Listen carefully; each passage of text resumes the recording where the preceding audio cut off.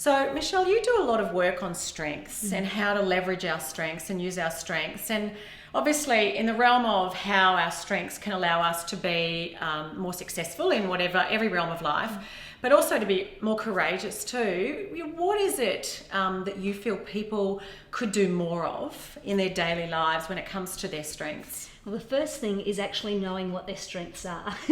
So if you ask most people, can you name your top 5 strengths? You get 1 or 2 kind of pretty quickly, but trying to find 5 of them, most of us really struggle to name what are the things we're actually good at doing and that we enjoy.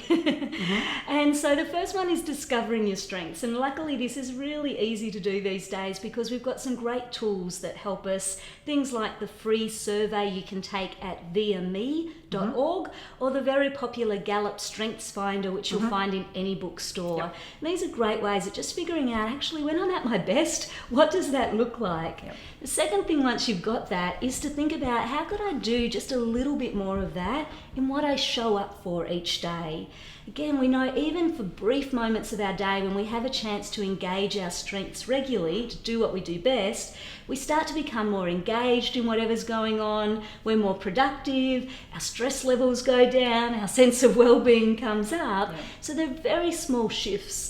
And often I teach people how to create a little strength habit.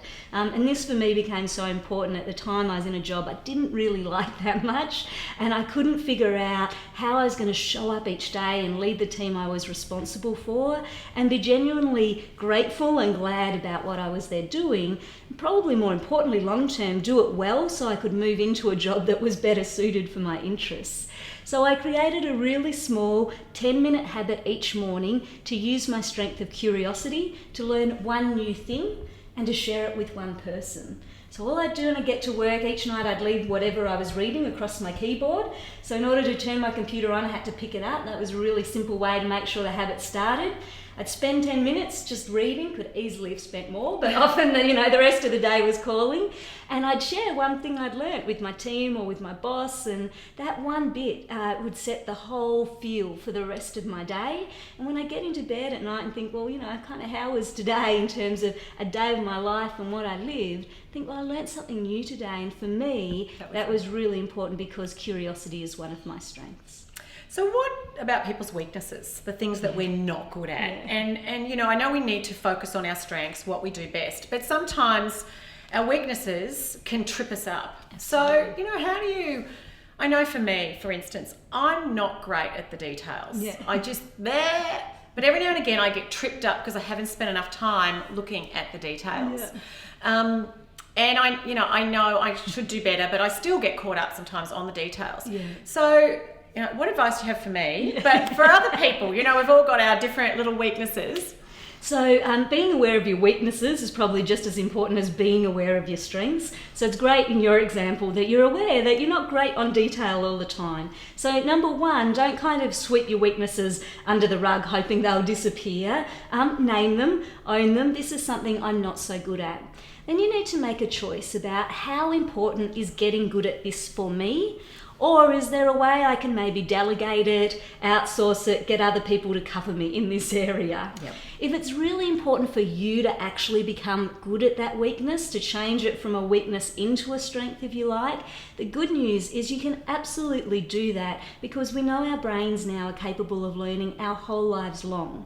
But it's important to be aware that to take a weakness and turn it into a strength to reach a level of mastery in it, the current estimates are that would take around 8,000 to 10,000 hours of deliberate practice. Yeah, well, you know what, let me just tell you, that's not happening. Yeah. I actually tend to go for the delegation option instead, much quicker. So one of the great things about knowing your strengths is you also start to get better at spotting other people's strengths. Yeah. So if you're not going to put in all those hours of practice, then thinking about who could complement your strength, who else around you might be really great in that area to balance you out a little bit more. Sometimes you can also do it by looking at, do I have a strength that might help compensate for that weakness? So for example, if you're not great on details, but perhaps you've got a strength of perseverance, being really good at sticking with something and getting it done, then when you know that you've got to pay a lot of attention to detail and you're kind of dreading it, you can consciously think, okay, I'm going to channel my strength of perseverance here